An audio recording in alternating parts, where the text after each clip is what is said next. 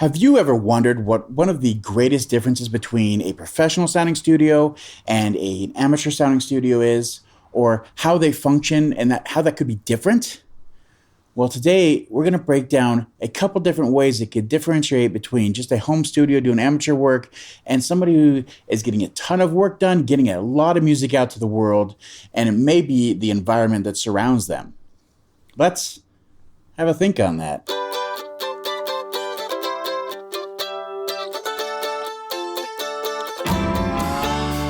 Hello and welcome to the 145 Rural Podcast, where we are here to strengthen music careers and communities one song at a time.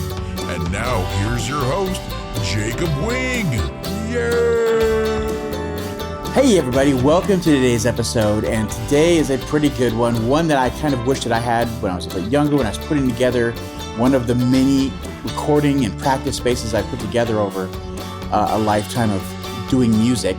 And today we're going to share some of those great ideas so that you, when you get to that stage, when you're ready to really set up the perfect space for you to get work done, we'll have all that ready to go. So, just before we get started, I want to thank everybody who's been subscribing and giving us all the likes. All those things have been so helpful. Please continue. If you haven't subscribed yet, please just click that button really quick. Helps us out a ton. And thanks for watching all the episodes. This is just a huge thank you to everybody. Moving on, let's go right into the first step here. So I've got some real quick breakdowns of what you can do to utilize the space that you have, no matter how big, no matter how small, no matter what gear you have. This is not gear dependent. You don't have to have a certain list of this, that, or the other, or else it doesn't work. You can have the right space and the right environment, and you can create much better music than somebody that just has $10,000 worth of gear, $100,000 worth of gear. That doesn't matter. Having the right environment to create and to be ready to go when the moment strikes and you need to be ready to record or capture a moment, that's what really makes a difference between somebody who's putting out a lot of great stuff and people that are just getting by or haven't quite figured out what's right with them. So the first thing we'll talk about here is I want to talk about dedicated zones. And if you have the space, of course, it's very, very dependent on everybody. But even if you don't, even if it's just a bedroom, it's nice to have different sections to do different work in. And I highly recommend this. And this is what I had to learn hard myself, just because I am one of those people that will sit at my desk and everything's set up really great where I can just grab a bass or I can grab a guitar or I can grab whatever I need to create that next song or put the certain parts together, whatever it is. But the best recordings I've been able to do, the best things I've been able to add or do session work with is when you're able to step to the side or you have a dedicated area where you just can go and start recording. And that area is just, of course, standing is a huge thing. Standing versus sitting, you get better performances, especially if it has anything to do with breath control, like vocals and that kind of thing. All those kind of things make a big difference as to the sound of the performance. So you want that to translate. You want that to come across. So having a dedicated space versus where you record and mix and master versus where you're going to do your actual physical recording, have that just a bit apart if you can. Also, if you can have a separate section of wherever your workspace is, your studio, your home, your basement, wherever it is, where you can do your songwriting and your practice. Those two areas can share the same area, but having those two together and a separate area from both of those is a great way to differentiate in your mind. Hey, I'm here to do this. A lot of times when I'm there to get some recording done and maybe do a little bit of practice, then I will also get sidetracked by doing other things because I know there's work in front of me. The computer's right there. I can knock out a couple, edits that I know I need to get out of the way, whatever it may be. All that stuff's right in front of me. But having a separate area where I can go sit, do my practice, focus on those kind of things, it really helps. So dedicated zones is a great way to make the most out of your studio /recording /practice area. Make sure that you have those and it'll make a big difference. The next one is a tech setup. So as we're talking about having that area ready to go, being ready to capture those moments when the time comes, having your tech set up and ready to go, whatever your setup at this moment is, it doesn't matter. Just be ready whatever is most cost efficient and energy efficient. Have it ready to go at a moment's notice. A couple episodes back, we were talking about building right over here where our ultimate live rig. If you haven't seen that one, go check it out.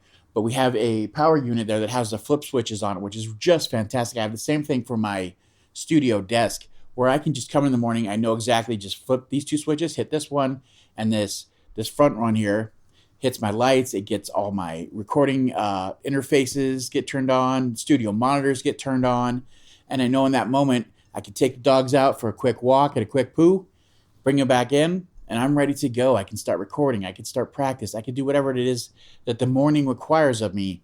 It's instantly ready to go. And I am one of those people that leaves the computer going probably more than I should, just because I know how long it takes for it to boot up. And I'm always worried about that next update that might not jive with whatever software I have going. And there's, always that lifelong fear that we have now.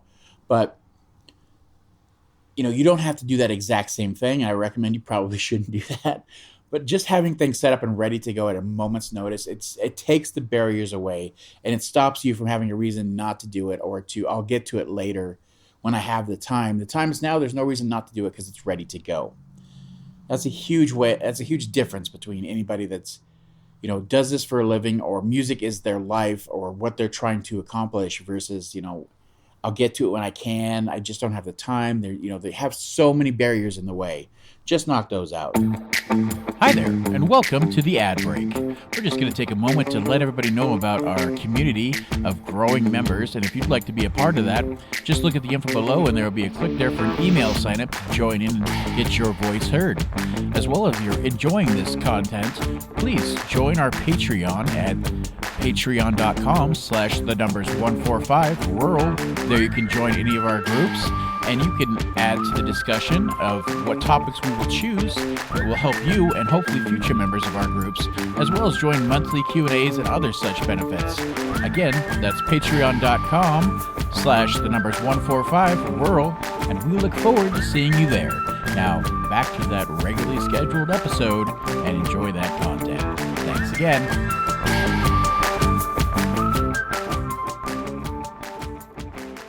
The next one I want to talk about is soundproofing.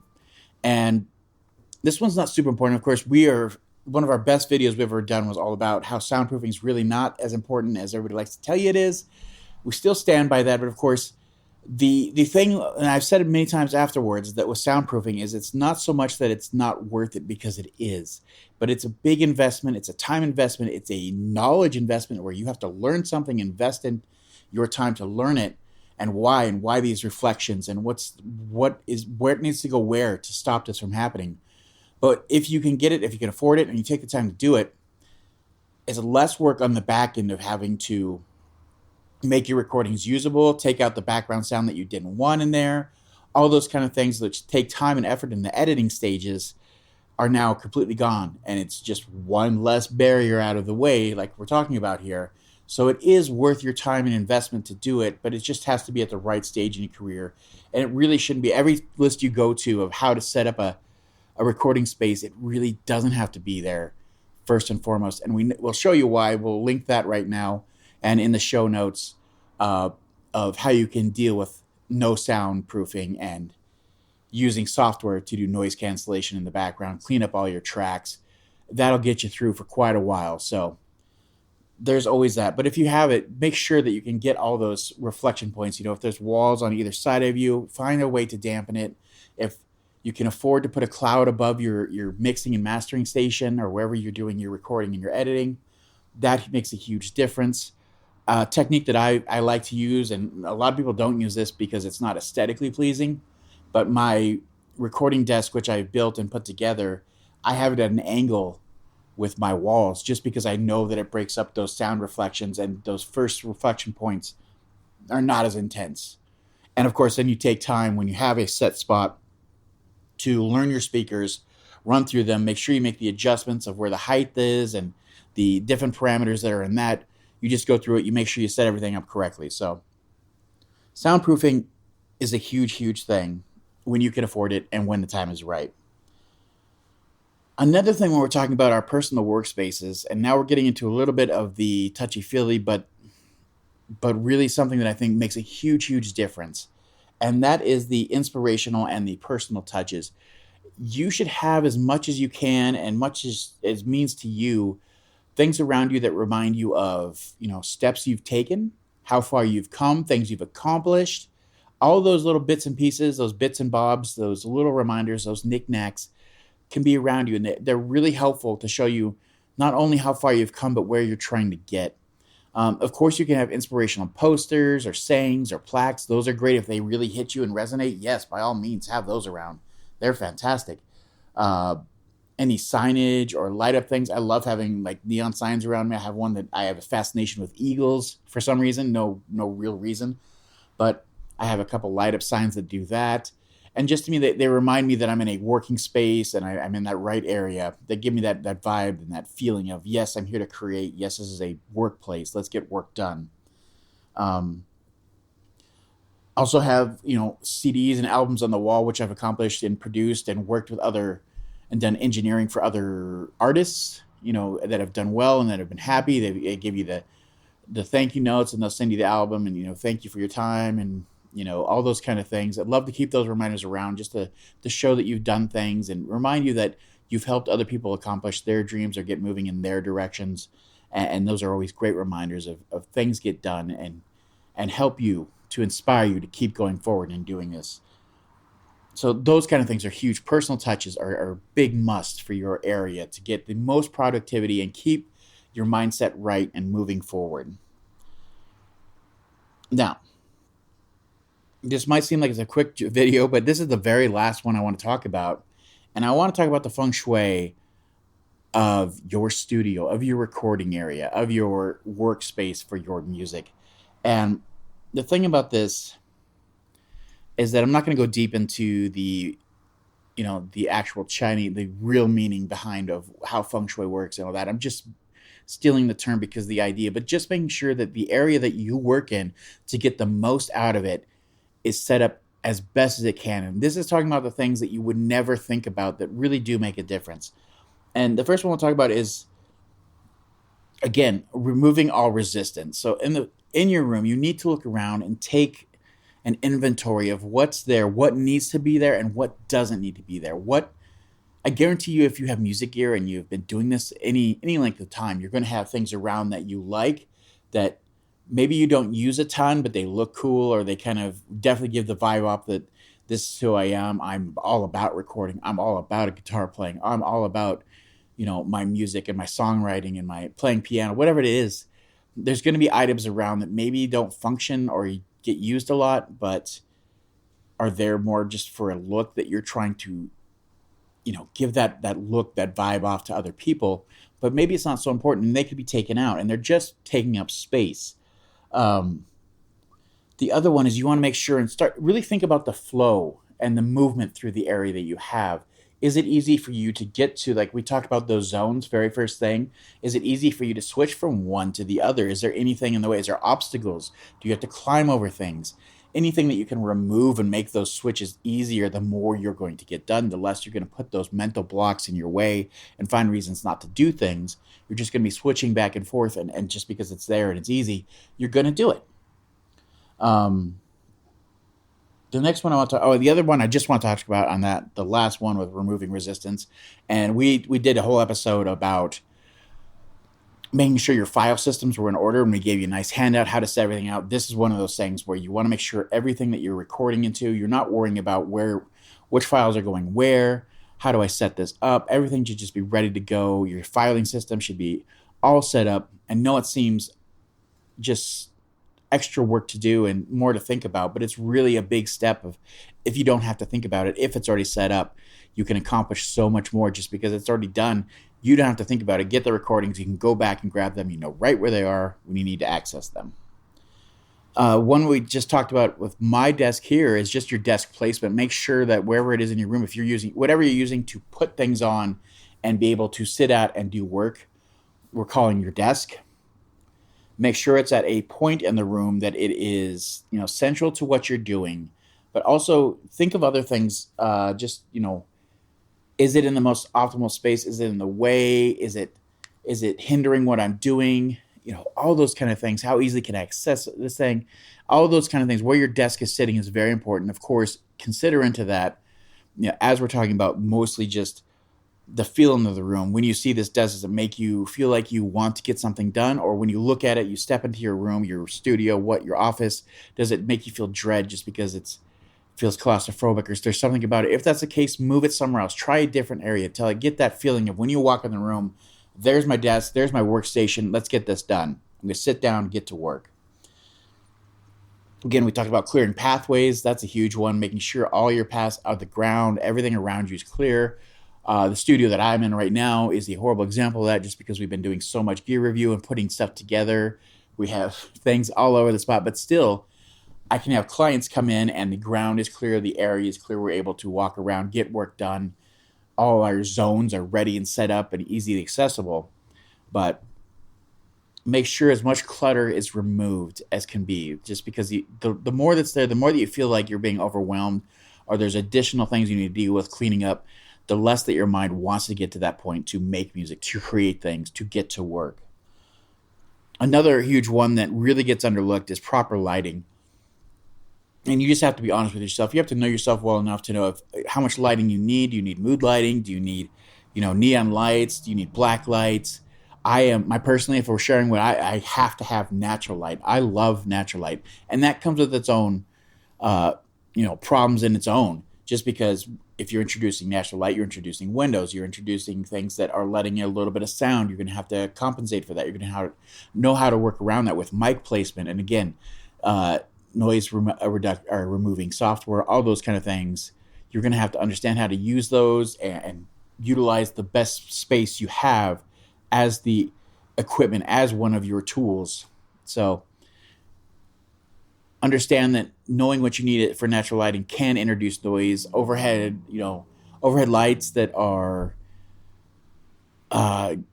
you can buzz, they can add sound. You just have to be aware of what's going on. But proper lighting, super important.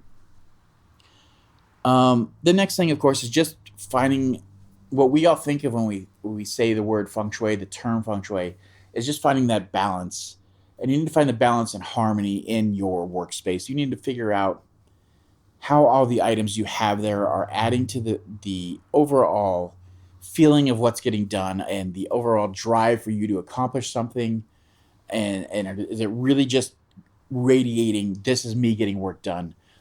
Just behind me, we have a ton of things hanging on the wall, and some of them get used more than others, but it still gives me that feeling of when I walk in the studio, I know I can go grab whatever I need because it gives me that feeling. I feel comfortable because I know these are the tools that I can accomplish any sound that I really need to in the genres that I'm working with or with the clients that I'm working with.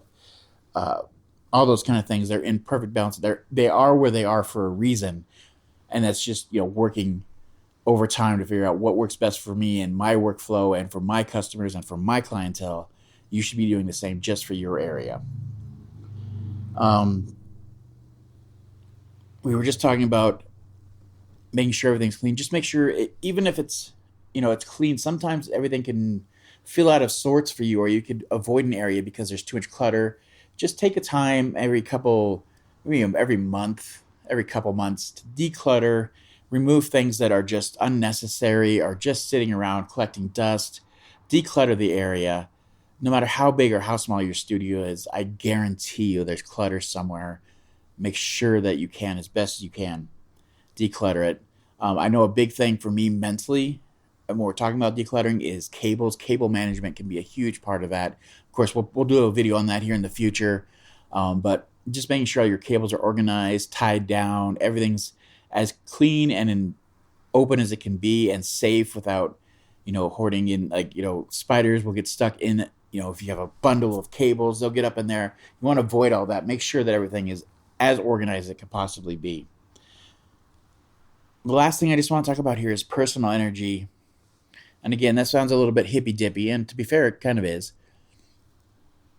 But just make sure you're surrounding yourself with items and knickknacks and all those kind of things that are adding to your life, giving you positive memories, positive feelings when you see them, pushing you in the right direction. Don't keep things around that are going to drag you down. If there's a picture you have that reminds you of a bad time or things that went wrong, or if you have an instrument that's giving you bad memories or anything like that. Get it out of there. Remove all those kind of things. And if you have things that you can look at and remind you that you want to try harder or that really bring out the best in your personality because it's something that you look up to or like shows your ideals, those kind of things. For instance, I'll just share one of mine. On my desk, I keep little figurines of one of my favorite basketball players, Tim Duncan. And it's just a reminder to me that he was one of the most selfless basketball players of all time. He didn't care about being famous or being a big name. He just wanted to go out and support his teammates and help people grow around him to get to the ultimate goal, to reach the highest heights they could. And I find that incredibly admirable, and I keep it there to remind myself that it's not about me. It's not just about what I'm trying to do. You get nowhere just trying to do it by yourself, but building up others and showing them the best way to be themselves is how we all get to that top level together. So those kind of items, if you can just place them around you, keep them around, and make sure there's something feeding into your personal energy, can make a big difference. I know this wasn't about gear, and I know this wasn't about all those kind of things. We just want to talk about how to make the most of your space. And if you're taking time to focus on that, to take the time to organize the area around you and make sure it's best for your personality, your workflow, and what you're trying to accomplish, nothing else can really keep you down at that point. So a little thing, but a big thing. I really want to thank you guys again for taking the time to listen. If we had a quick one today, we just want to make sure that if you did enjoy this helped you at all, please give us a subscribe. Make sure you gave us a like. All those things really help us feed the algorithm, help us start building a community. We really appreciate it. And we'll see you right there on that next one. Bye.